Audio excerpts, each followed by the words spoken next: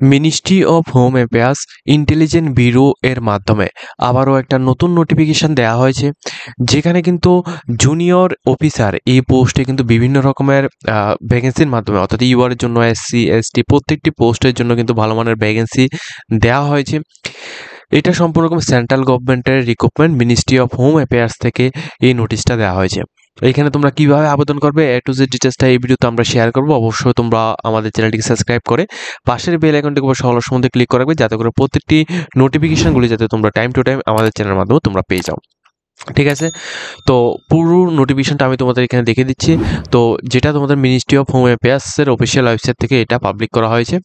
এটা হচ্ছে তোমাদের এখানে দেখো, এটা কিন্তু সম্পূর্ণ সেন্ট্রাল গভর্নমেন্টের একটা রিক্রুটমেন্ট। ওকে, সম্পূর্ণ অনলাইন অ্যাপ্লিকেশন তোমাদের করতে হবে। এটা ইন্টেলিজেন্ট ব্যুরো এর মাধ্যমে এটা প্রকাশ করা হয়েছে। তোমাদের আমি ডিটেলস দেখে দিচ্ছি। এখানে তোমাদের পোস্টের ডিটেলসটা এখানে কি রয়েছে। ফার্স্ট দেখো, এখানে প্রথমত তোমাদের বলা হচ্ছে যে এখানে নেম, অর্থাৎ পোস্টের নামটা জুনিয়র ইন্টেলিজেন্ট অফিসার, এই পোস্টে তোমাদের নিয়োগটা করানো হচ্ছে। ঠিক আছে, এরপর রয়েছে তোমাদের ক্লাসিফিকেশন এটা হচ্ছে একটা গ্রুপ সি পোস্ট। ওকে, এটা একটা গ্রুপ সি নন গেজেটেড একটা পোস্ট। পে লেভেল তোমরা কেমন পাবে, এই পোস্টের মধ্যে তোমাদের পে লেভেল 4, অর্থাৎ 25,500 টাকা থেকে 81,100 টাকা পর্যন্ত তোমাদের এটা স্যালারি থাকবে। ঠিক আছে, এটা বেসিক পে লেভেল স্যালারি।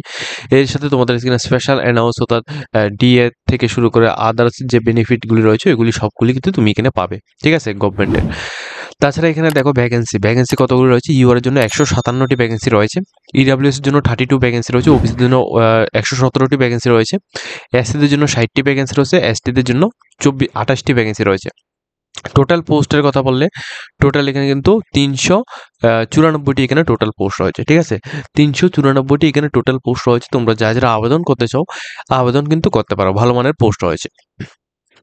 এরপর এডুকেশন কোয়ালিফিকেশন এই পোস্টের মধ্যে আবেদন করতে হলে যদি তোমাদের ডিপ্লোমা ইন ইঞ্জিনিয়ারিং, ঠিক আছে, ডিপ্লোমা ইন ইঞ্জিনিয়ারিং কোন ফিল্ডে, যদি তোমাদের ডিপ্লোমা ইন ইঞ্জিনিয়ারিংটা তোমাদের এখানে দেখো ইলেকট্রিক বা ইলেকট্রিশিয়ান বা টেলিকমিউনিকেশন বা তোমাদের এখানে ইলেকট্রিক ইঞ্জিনিয়ার বা এরকম, বা তোমাদের এখানে কম্পিউটার সায়েন্স বা কম্পিউটার ইঞ্জিনিয়ার, এগুলির মধ্যে যদি হয় যে কোনো গভর্নমেন্ট বা রিকগনাইজড ইউনিভার্সিটি অথবা ইনস্টিটিউশন থেকে, সেক্ষেত্রে তুমি আবেদন করতে পারবে। অর্থাৎ তোমাদের ডিপ্লোমা ইন ইঞ্জিনিয়ারিংটা তোমাদের কম্পিউটার সায়েন্স বা কম্পিউটার ইঞ্জিনিয়ারিং এরকমের মধ্যে যদি তোমাদের হয়, সেক্ষেত্রে তুমি আবেদন করতে পারছো।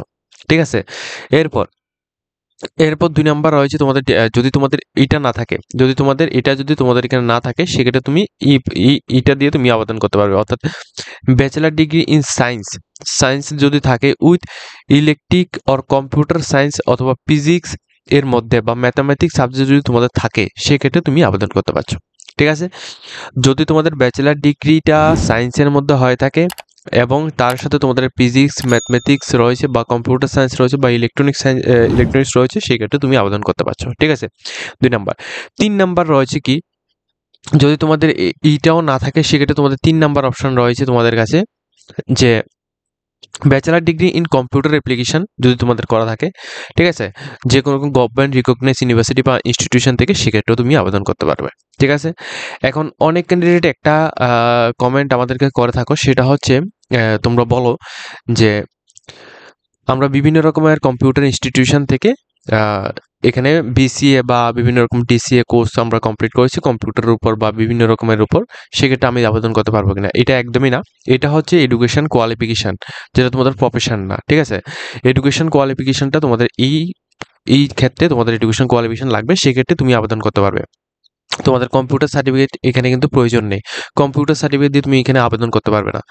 দ্বিতীয়ত হচ্ছে তোমাদের এখানে এজ লিমিট তোমাদের কি লাগবে, 18 থেকে 27 বছরের মধ্যে যারা রয়েছে প্রত্যেক ক্যান্ডিডেট আবেদন করতে পারবে। সেক্ষেত্রে এসসি এসটির ক্ষেত্রে 5 বছর এবং ওবিসি ক্যান্ডিডেটের ক্ষেত্রে 3 বছর তোমরা রিল্যাক্সেশন ব্যবস্থা পেয়ে যাচ্ছ।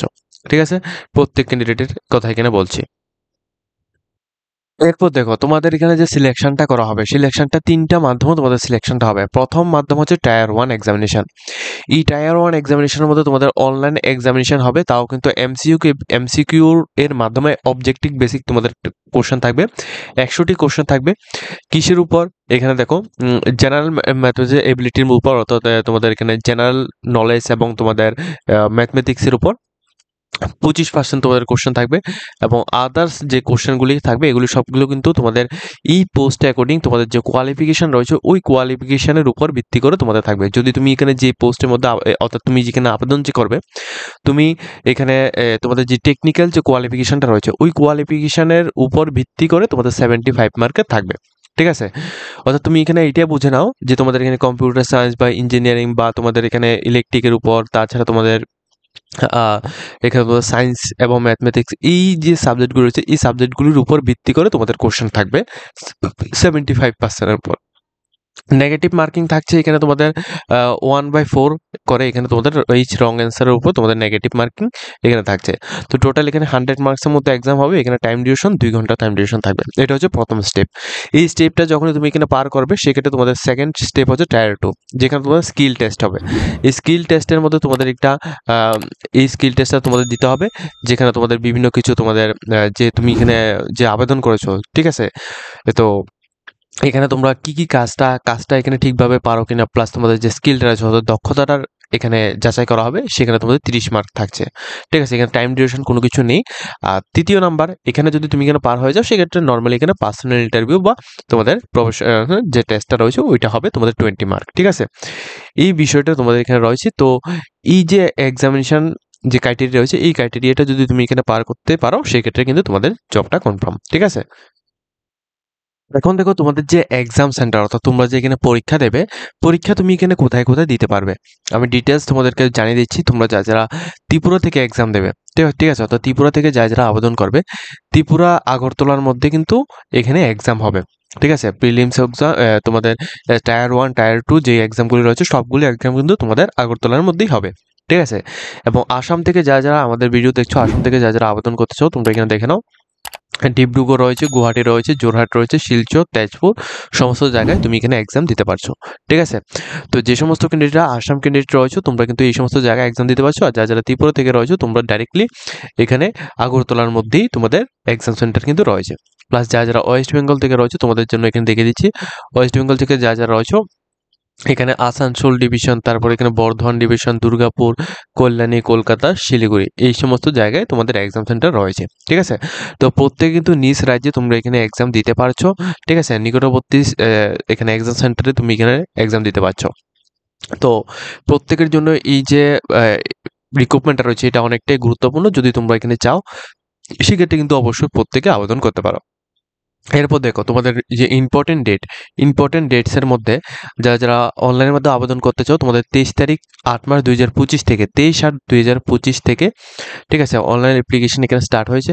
ক্লোজিং ডেটটা হচ্ছে 14 তারিখ 9 মার্চ 2025। হাতে কিন্তু খুবই কম সময় রয়েছে, তোমরা যদি চাও তাড়াতাড়ি এখানে অ্যাপ্লিকেশন করতে পারো। 14 তারিখ 9 মার্চ 2025-এর মধ্যে তোমাদের অ্যাপ্লিকেশন ফর্ম জমা করতে হবে। এর ক্ষেত্রে কিন্তু তোমাদের যে পেমেন্টটা লাস্ট ডেটটা হচ্ছে তোমাদের 16 তারিখ 9 মার্চ 2025। 16 তারিখ পর্যন্ত তুমি এখানে পেমেন্ট সাবমিট করতে পারবে। ঠিক আছে, তো যে সমস্ত ক্যান্ডিডেট আবেদন করতে চাও এখানে 14 তারিখ 9 মার্চ 2025 অর্থাৎ সেপ্টেম্বরের 14 তারিখের মধ্যেই কিন্তু তোমাদের প্রত্যেকের অ্যাপ্লিকেশনটা কমপ্লিট করতে হবে। ঠিক আছে, আর একটা লাস্ট ইনফরমেশন সেটা হচ্ছে তোমাদের এক্সামিনেশন ফিসটা দেখে নাও। যারা এখানে এক্সাম ফিসটা রয়েছে তোমাদের 100 রুপিস এবং রিক্রুটমেন্ট প্রসেসিং চার্জ রয়েছে 550 টাকা। ঠিক আছে, তো অল ক্যান্ডিডেট যারা এখানে অ্যাপ্লিকেশন করবে তোমাদের প্রত্যেকের 550 টাকা অ্যাপ্লিকেশন ফিস লাগবে। যারা এখানে তোমরা SC ST ক্যান্ডিডেট রয়েছে তোমাদের জন্য। আর যারা মেল ক্যান্ডিডেট, ঠিক আছে, যারা মেল ক্যান্ডিডেট UR EWS বা OBC ক্যান্ডিডেট রয়েছে তোমাদের জন্য 650 টাকা অ্যাপ্লিকেশন ফিস লাগবে। তোমাদের এক্সামিনেশন ফিস 100 রুপিস এবং তোমাদের রিক্রুটমেন্ট প্রসেসিং চার্জ রয়েছে 550 টাকা। টোটাল এখানে 650 টাকা তোমাদের অ্যাপ্লিকেশন ফিস জমা করতে হবে।